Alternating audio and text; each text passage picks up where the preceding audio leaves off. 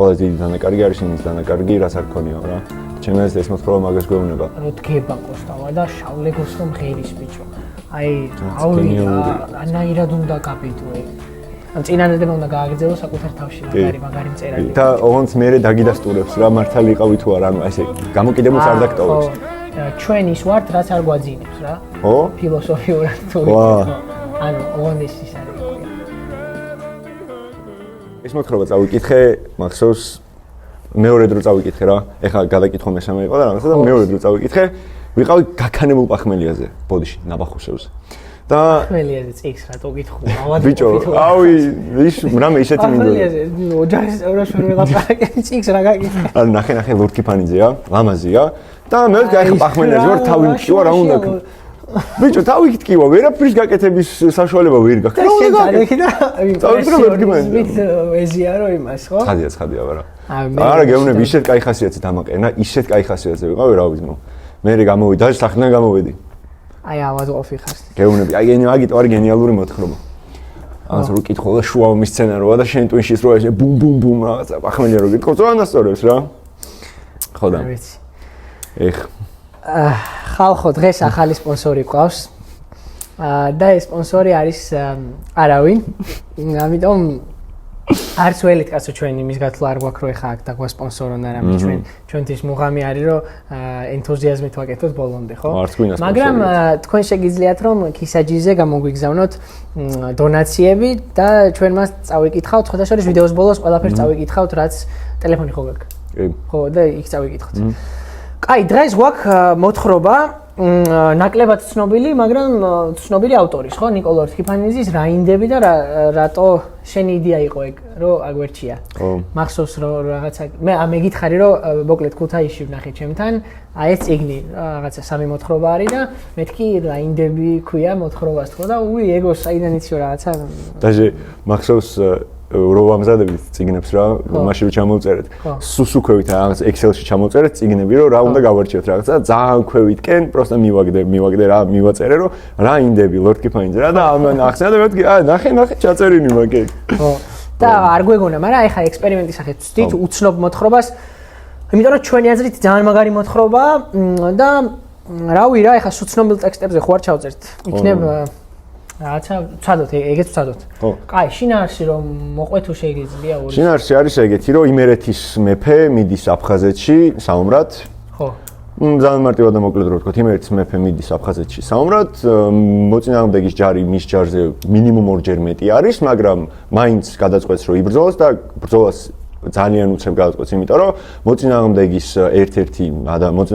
ჯარიდან ერთ-ერთი ადამიანი მივა ამ მეფესთან და ეტყვის რომ როდის ვიამოთო და რეალურად ეს არის მახე, რომ მეფის კარავი გაიგონ სად არის, რომ ზარბაზანი ესხელონ ამ მეფეს და მოკლან რა. და მეფე რომ მიხვდება ამას, რომ მიხვდება რა, ეხა ზარბაზანი მართლა მოხვდება კარავს და მართლა რაღაც ცეცხლი გამოჩნდება. და ამას რომ მიხვდება რომ მოწინააღმდეგემ ძალიან ღირსად გააკეთა რაღაცა, იტყვის რომ ვсё, დავიწყეთ ომიო, ამ ომში გაიმარჯვებს. და უკან დაბრუნების ჟამს მოწინააღმდეგის მხრიდან მეფის შვილი მოყავთ ტყვედ და ეს მეფის შვილი მოიკლავს თავს. და ტექსტის ბოლო არის ეგეთი, რომ ჩვენი მეფე, იმერეთის მეფე გაღარიბდება და სხვა მთავრებს 25 მანეთს და ცოტა ღვინოს და არაყს თხოვნობს. და მაგისი მარჯვენა ხელი გიორგი, რომელზეც აუცილებლად მოგვიწევს ლაპარაკი, რომ გაიგებს, რომ ვიღაცა მისი ნათესავი მეფეს კრახავს იმის გამო რომ ხო სწორად მაგ სიტყვას ვიჭორას თქო თქვი. არ ვიცი რა, ანუ იმაშება აძაგებს, აკანინებს. რა კრახავს. ხო, რო გაიგებს ვიღაცა ბავშვი მაგას ამბობს, ეს გიორგი უკვე მოხსებული ადგება და გაარტყავს და ეუბნება რომ ჩვენს ესეთ მეფეზეო როგორ ლაპარაკობ ეგეთ რაღაცას და მან თავდება მოთხრობა. ძალიან კაი მოთხრობაა ჩემი აზრით. ძალიან კაი მოთხრობაა და არის შანსი რომ იმაში ქართული მოთხრობების ესე tier list-ი რო შეადგინო, A კატეგორიაში შევიდეს რა. კი კაც. ჯერ მე სათაურის გამო ძალიან მომწონს რა. კაი, რატო არის ახლა ეს მოთხრობა მნიშვნელოვანი? ჩემი აზრით პირველ რიგში უნდა გავითვალისწინოთ კონტექსტი, როდის დაიწერა. დაიწერა 1923-24 წლებში, ხო? ეს არის პერიოდი, როცა ახალგასაბჭოებული ვართ და მზადდება შეთქმულება 1924 წლის, რომელიც სამწუხაროდ წარუმატებლად დასრულდა. მაგრამ ნიკო ბერძენიშვილი ვინ არის? ნიკოლოზ რთიფანიძე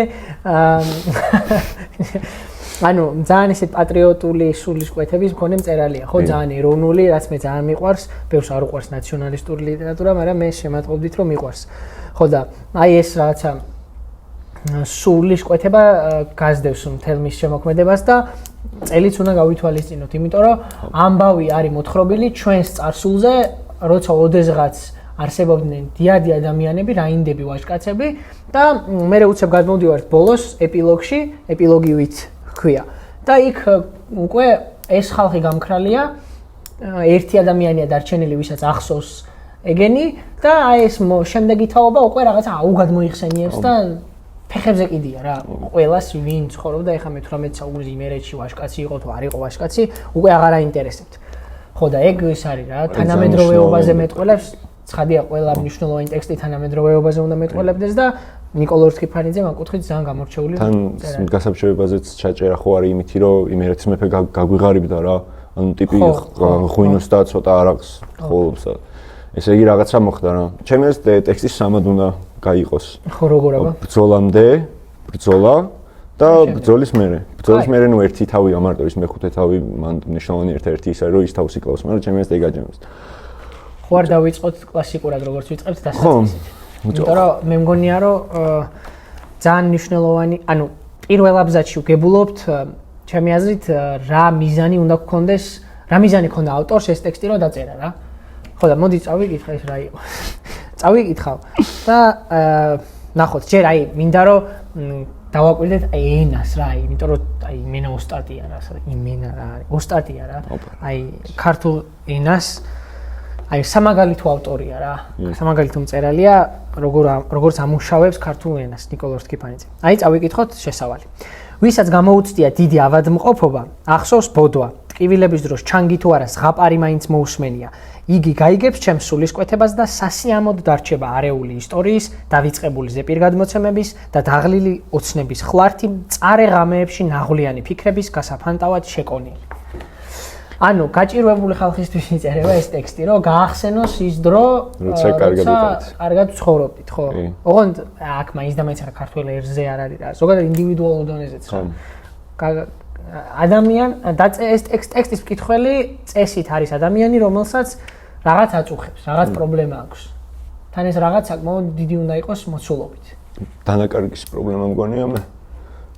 ხო. როცა რაღაც დაკარგული გაქვს.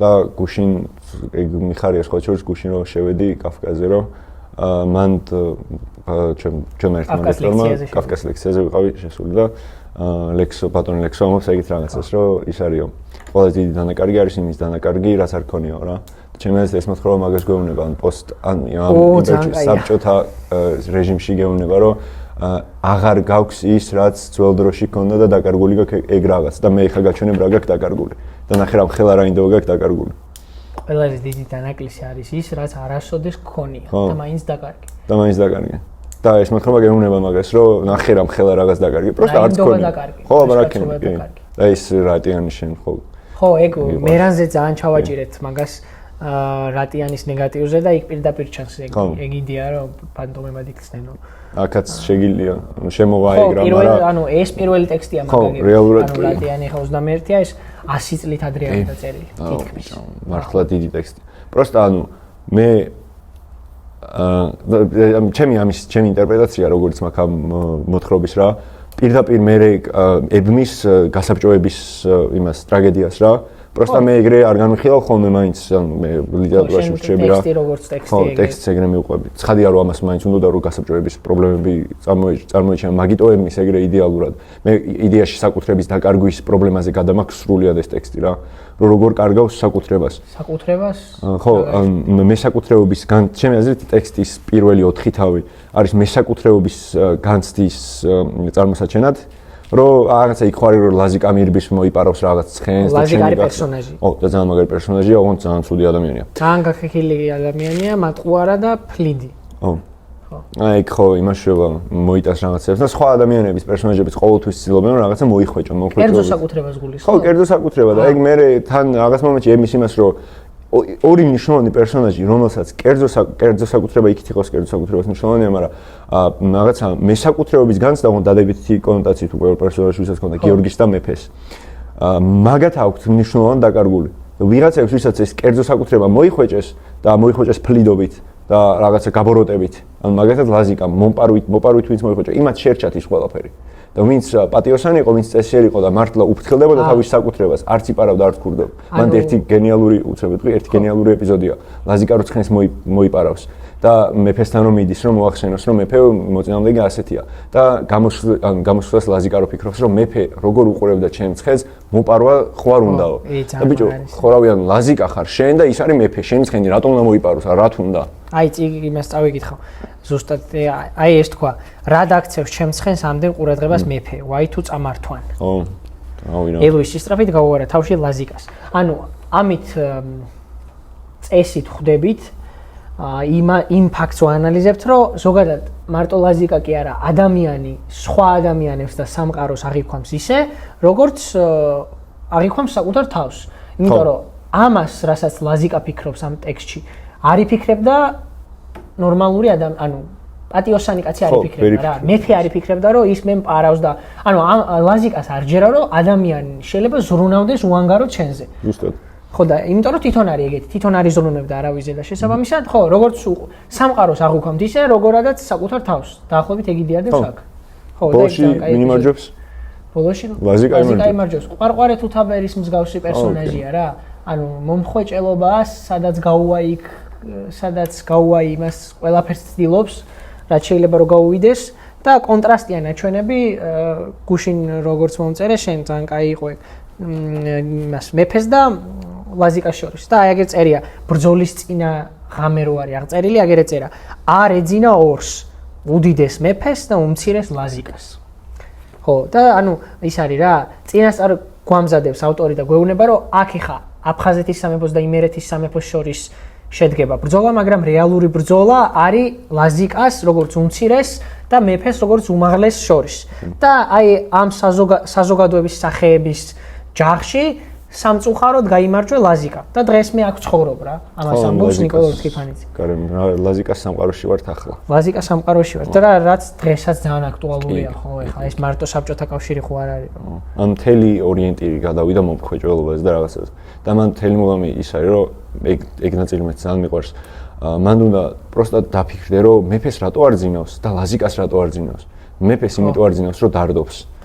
თავის ჯარზე დარდობს, დაჟე მოწინააღმდეგესაც დარდობს. ანუ რეალურად არ უნდა დიდად რომ მოკლას, ანუ არის ძალიან ბევრი სცენა, როდესაც ძალიან ბევრ კარგ ახალგაზრდას ჩაუვლის და არ მოკლავს, იმიტომ რომ ახალგაზრდებიან და არ მინდა მოუკლავ ამ ფიქრობს.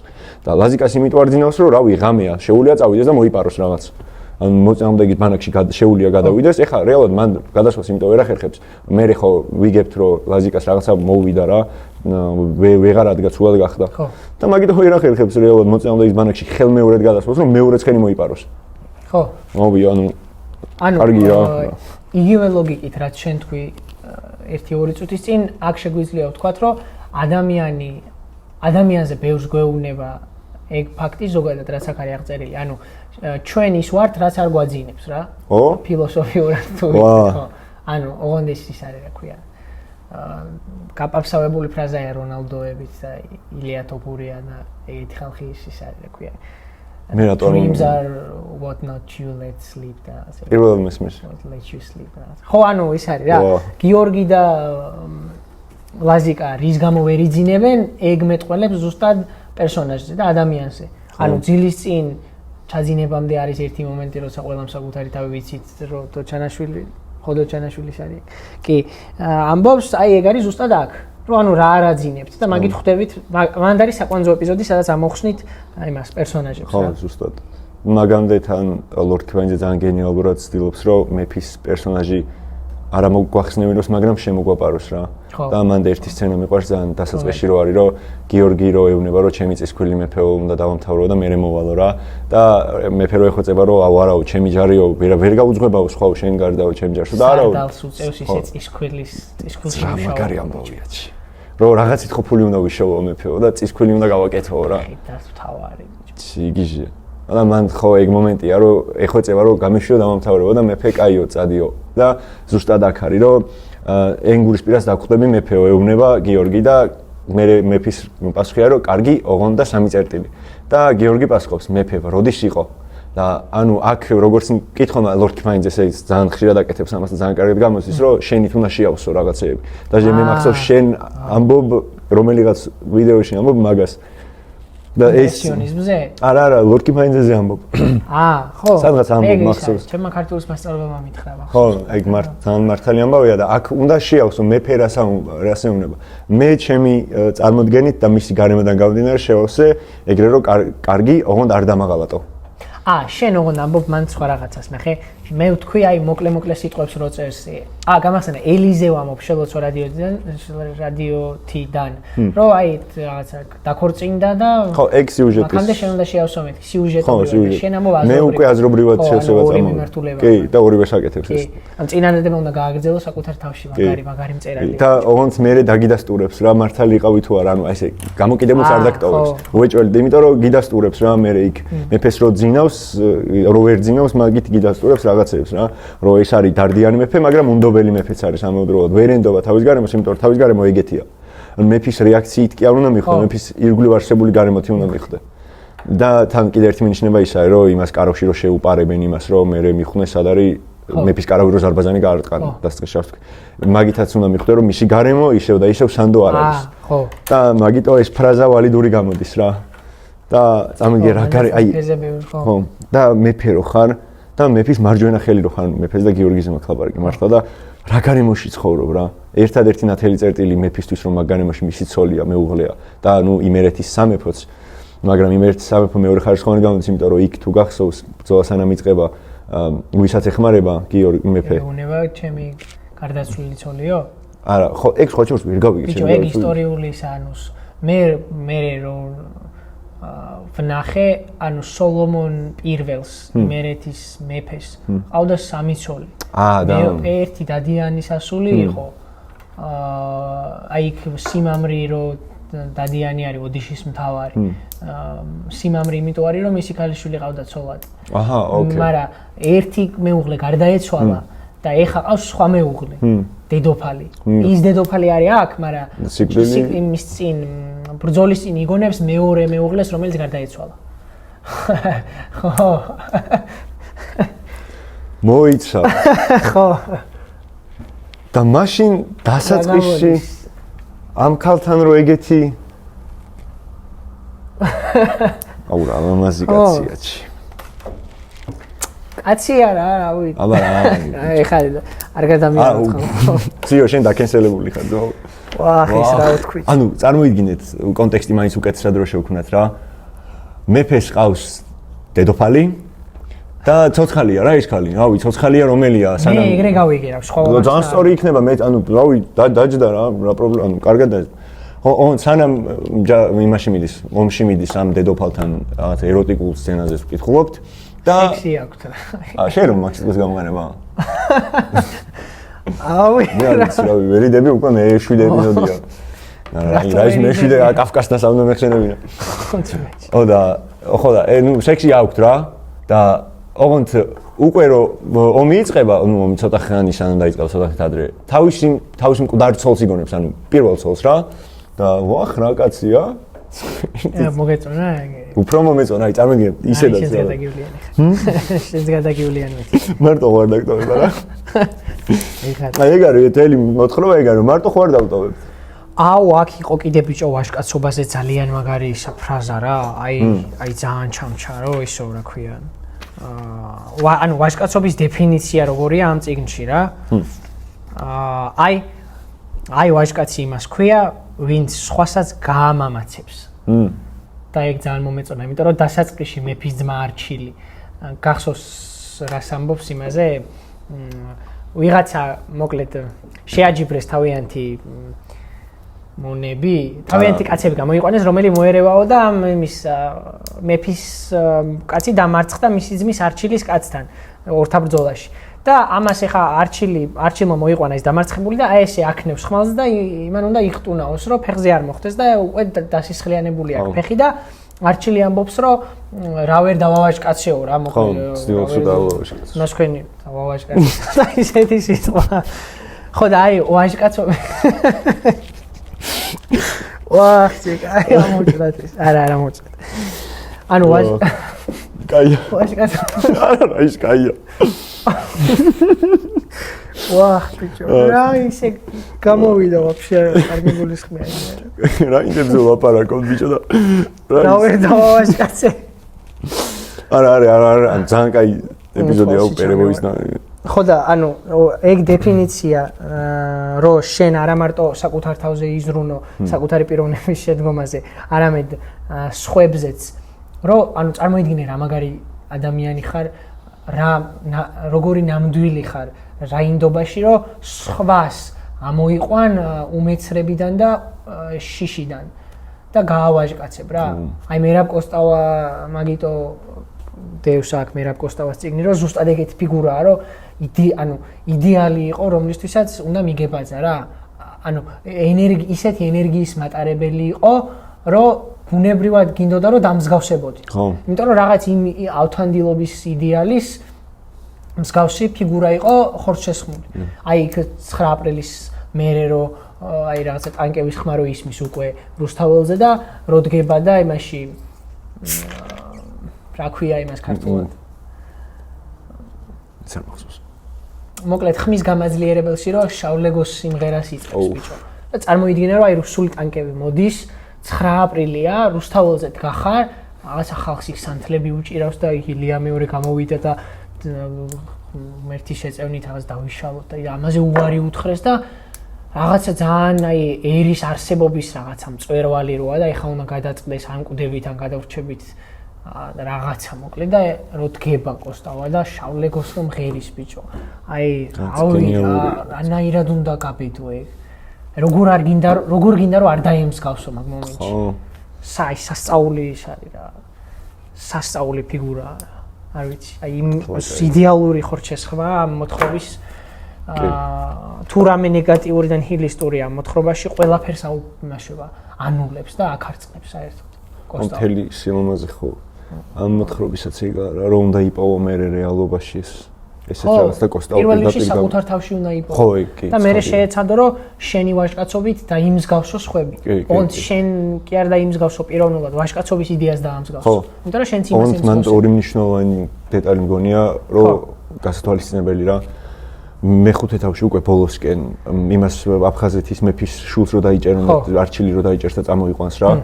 იქ ხო ეკითხებიან რომ მეფეს რო ჩაუარეო რატო არ შეერკინეო რა და ის რო პასუხობს რომ იმიტომ არ შევერკინე რომ ჩემ მოხუც კაცს ვერ გაუბედავდი რომ მე ხმალი ამეწიაო მასეო და მეორე ეხა მეორედაც იგივეო და ხო მე მეფეს რო ეკითხებიან რომ შენ რატო და პირველად ახალგაზრდაო ისეთი იყო რომ შევხედო და არ მინდოდა ხო დღეს просто მეორეზე кай პასუხი აქვს მეორედ რო ჩაუქროლი რატო არაო ცხენიდან ფეხი წაუცდაო როგორ გამებედაო რო კაცცხენიდან წაიქცა და როგორ გაუბედო თუ თანასწორ მდგომარეობაში არ ვართ არ გამოვა ის ვერ შევერკინე მაგარი ეპოქა წარმოიდგინეთ ბიჭო აი მაგიტო აი აქაც რა ხშირად ვლაპარაკობ ხოლმე მეც ხალხში მაგას რომ ანუ ჩვენი კაცების ოცნება ოღონდ თუ კაფკასნაირ და ეგეთნაირ ადამიანებზე არ მაქვს ლაპარაკი უცბად არ ვიხსენებ მართლა ისინი მოდერნული ისინი არიან და რაღაცა ესე უფრო მოწონთ მაგრამ ანუ რაღაცა ეს ამ საზოგადოების ხალხის ოცნება არის ზუსტად ეგ რომ ცხენზე ამხედრებულებმა ვირბინოთ და თავი მოვაჭრათ ერთმანეთს.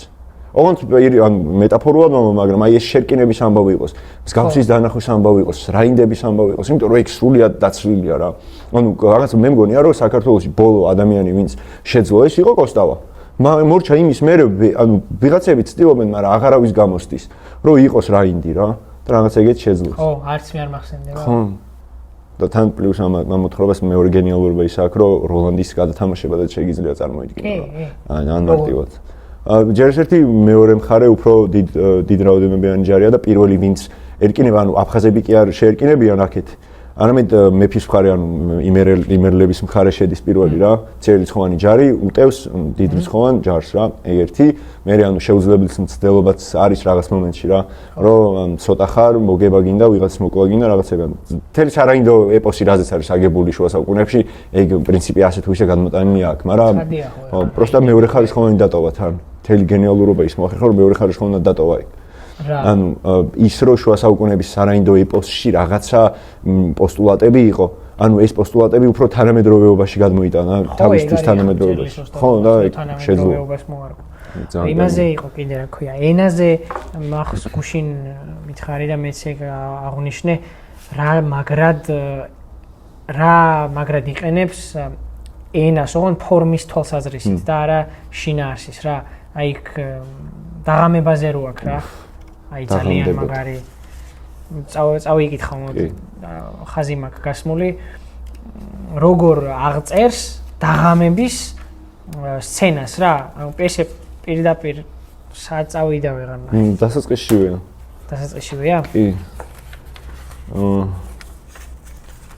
აი აგერა 84. მოკლედ მეფეს და დედოფალს შორის არის დიალოგი რა. და თან ღამდება და აი როცა წარმოვიდგინოთ რომ ახლა წერილები ვართ და როგორ უნდა დაწერო ეპიზოდი როცა ღამდება და უნდა აღწერო დიალოგი მეფეს და დედოფალს შორის. აი ნიკოლოზ თიფანიძე როგორ აკეთებს. შუა დიალოგიდან დავიწყებ ხა შინაარსს არა აქვს დიდი მნიშვნელობა. აი მე რო არ მიჯეროდი, განრისხული გყავდა. ვწდებოდი ჩემო გრიტო, ბნელდებოდა. შენ ხარ მხოლოდ გულთა მხილავი და წინათ მგრძნობი, ბნელდებოდა. რამდენი ხვეწნა და მტკიცება დამჭირდა და რამდენი გევედრე შეგერიგებია. რაღაც მინაზებული სხმით უპასუხა დედოფალმა, ბნელდებოდა. სულ ხომ მე არ უნდა გეხვეწო, ერთხელ შენ მაინც შემეხვეწე. მაცდურის ღიმილით თქვა მეფემ, ბნელდებოდა. და დაიწყო მოსახირჭებელი ალერსი და აი რა მაგრად აღწერს. ხო არაფერი არ არის რეალურად. რავი, ბნელდებოდა, გავიგებ.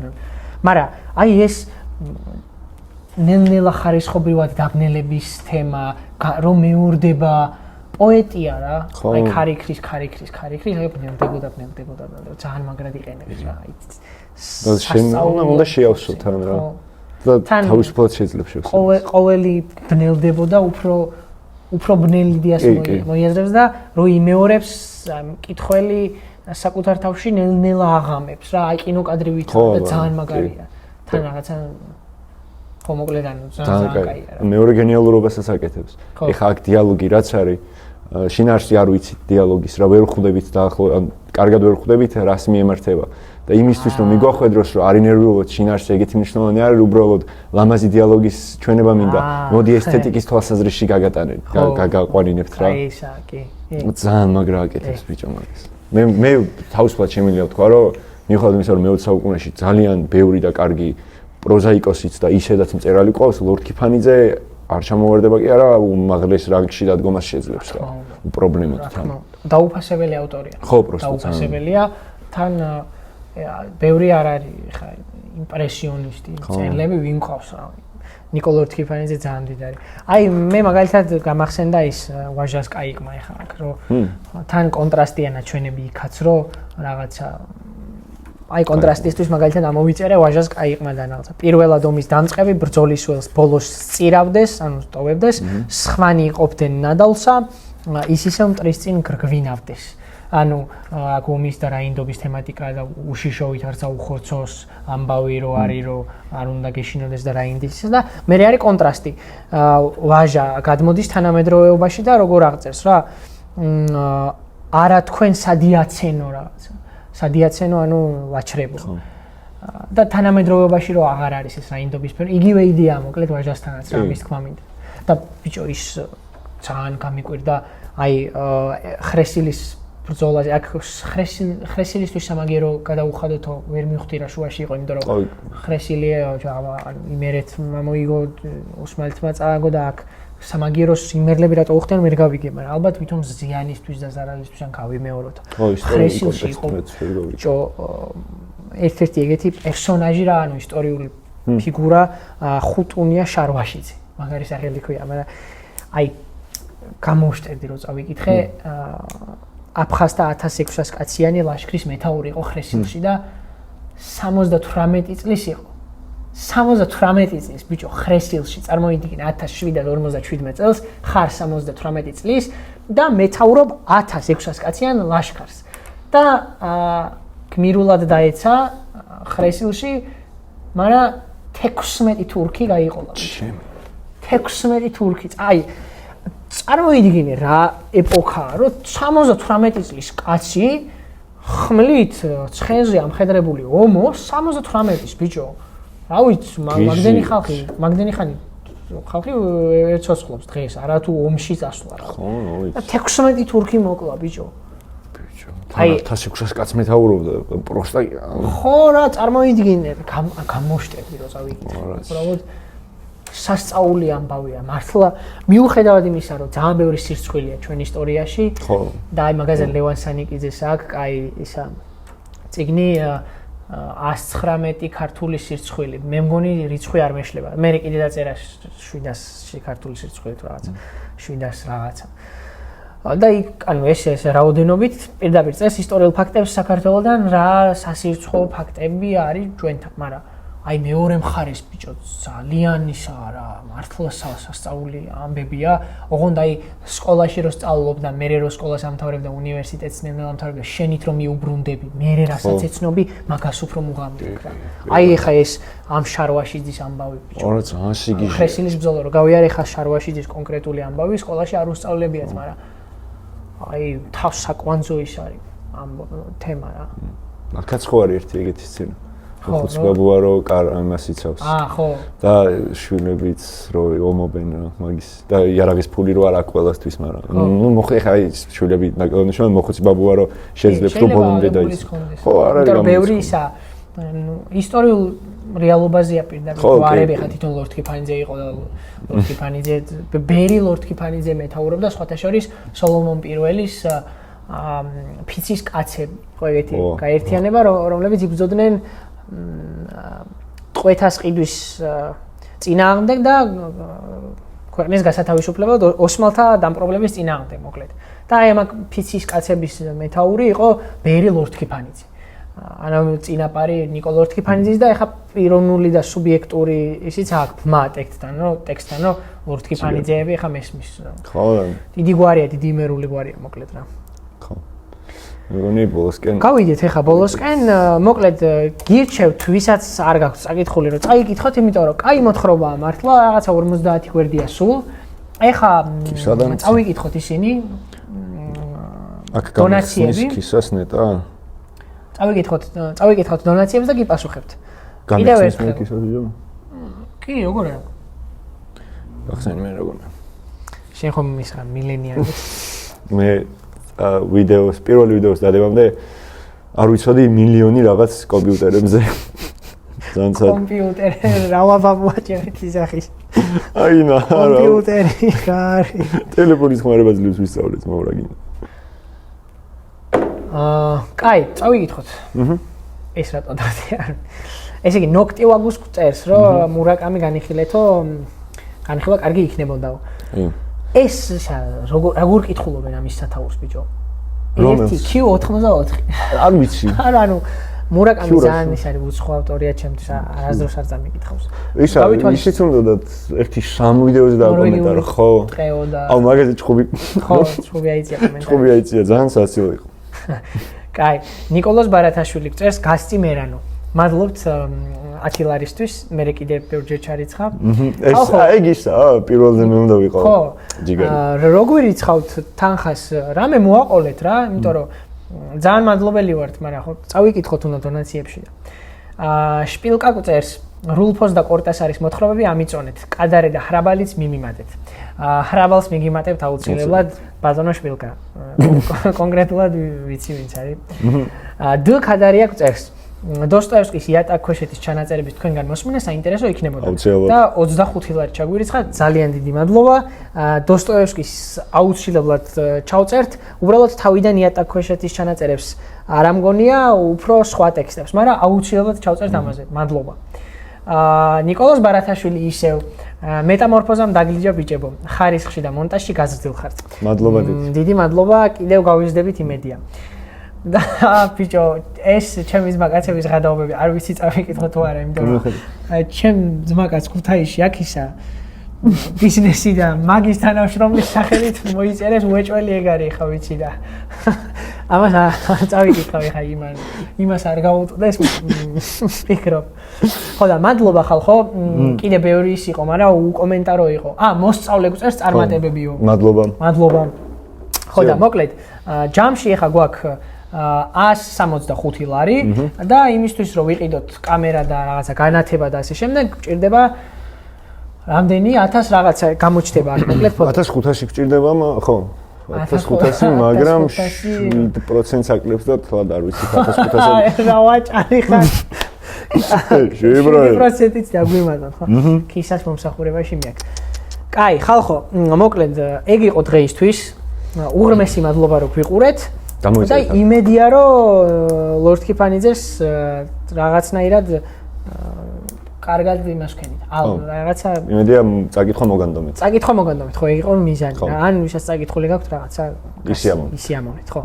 გამოიწერეთ ხალხო არხი და 1000 subscriber-ზე რო ავალთ, აუცილებლად იქნება გათამაშება. ცხადია ამ ლიტერატურულ სფეროში. რას გავათამაშებთ, ჯერ არ ვიტყვით, მაგრამ გამოიწერეთ არხი, რომ მალე დაიწყოს გათამაში. ხო, არ გინდათ უფასო. არ გინდათ უფასო.